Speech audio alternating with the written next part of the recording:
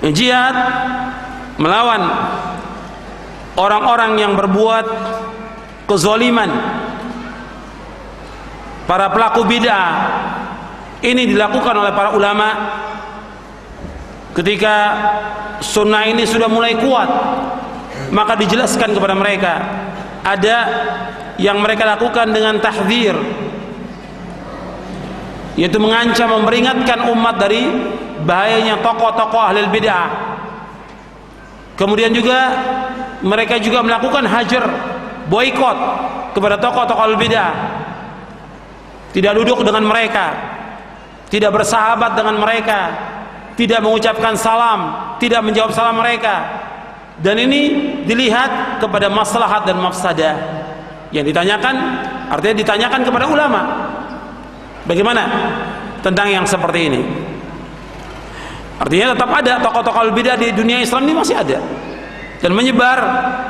Di Indonesia kalau kita lihat, dibandingkan antara sunnah dengan bidah, yang terbanyak bidah, yang terbanyak syirik. Makanya kita berusaha mendakwakan mereka, mengajak mereka kepada pemahaman yang benar. Kemudian juga kita mengajak mereka untuk masuk ke dalam sunnah yang hak ini. Dan ini perlu waktu, perlu kepada kesabaran. Jadi memerangi jihad melawan tokoh-tokoh al-bidah ini dilakukan oleh para ulama Ahlussunnah sejak dulu. Ya, dengan lisan, kemudian dengan tangan, kemudian juga kalau memang tidak sanggup dengan hati, artinya meninggalkan majelis mereka. Kata Ibnu Qayyim, ini 13. Jadi 13 tingkatan jihad. Jadi jihad nafas 4 tingkatan, jihad syaitan 2 tingkatan, jihad melawan orang kafir 4 tingkatan, kemudian jihad melawan arbabuz zulm 4 tingkatan. Jadi jumlahnya semuanya 13.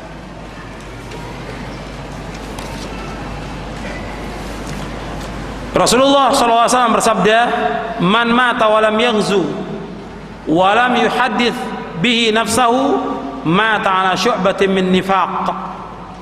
Barang siapa meninggal dunia sedang ia tidak pernah ikut berperang dan ia juga tidak terbetik dalam benaknya untuk berperang, maka matinya termasuk dalam satu cabang dari kemunafikan. Artinya ini berkaitan jihad apabila sudah dikumandangkan oleh ulil amri yang merupakan fardu kifayah, dia ada kemampuan dan syarat sudah terpenuhi, dia tidak berjihad dan tidak terpetik dalam dirinya untuk berjihad, maka dia mati seperti mati dalam kemunafikan. Jadi ini kaitannya hadis ini dengan apabila sudah dikumandangkan jihad oleh ulil amri. Karena jihad tetap bersama ulil amri dan dia mampu untuk berjihad tapi dia tidak lakukan, maka yang seperti ini masuk kepada bagian daripada kemunafikan. Jihad harus dilakukan bersama ulil amri, baik ulil amri itu orang-orang yang baik ataupun orang yang jahat.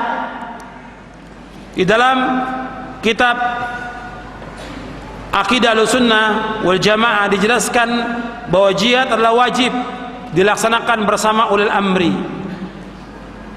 Dalam kitab Syarah Aqidah At-Tahawiyah disebutkan wal hajju wal jihadu ma'a ulil amri minal muslimin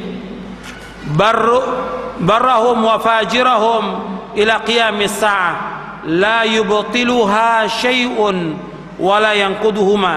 La yubtiluha, di situ tulisannya salah, harokatnya la yubtiluhuma syai'un wa la yanquduhuma.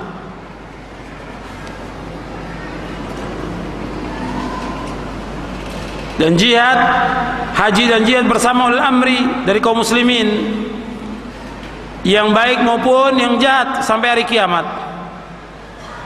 Dan keduanya tidak bisa dibatalkan oleh sesuatu dan tidak ada yang bisa merusak jihad ini, tetap berjalan sampai hari kiamat.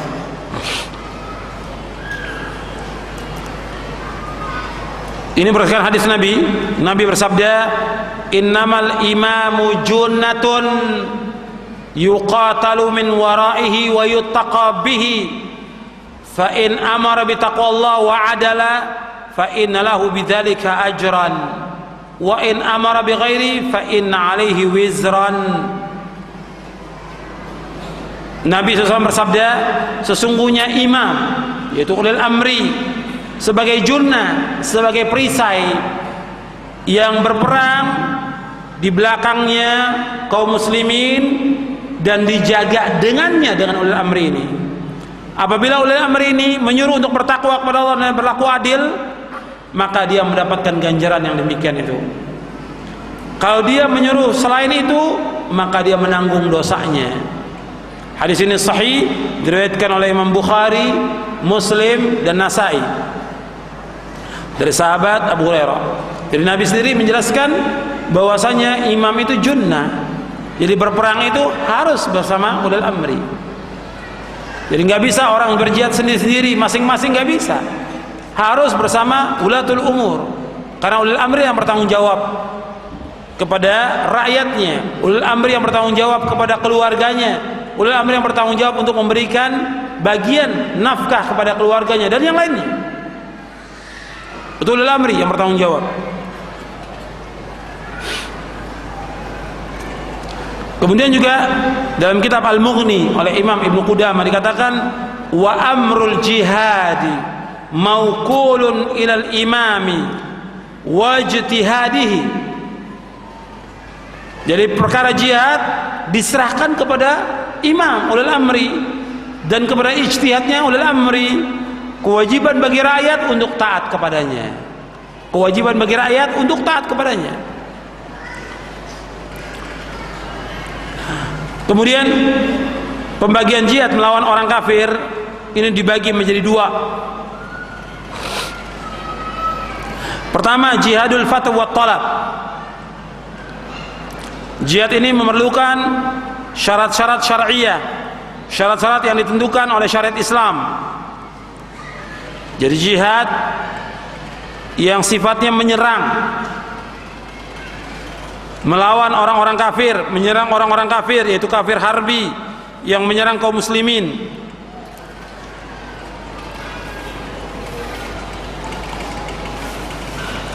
Jihad ini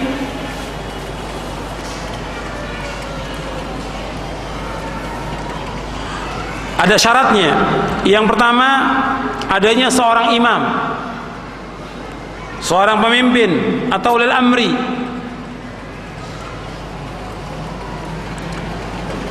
Yang kedua, adanya daulah, ada negara. Yang ketiga, adanya rayah, bendera jihad. Kemudian di sini ada yang belum tercantum. Yang keempat yaitu adanya kudrah, kemampuan.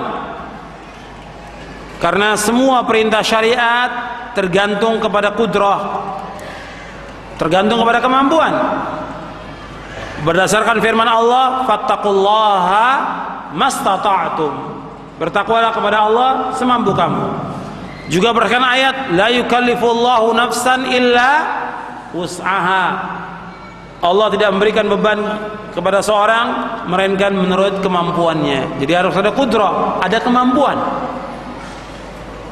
Kalau seandainya dia tidak mampu, maka dia harus apa?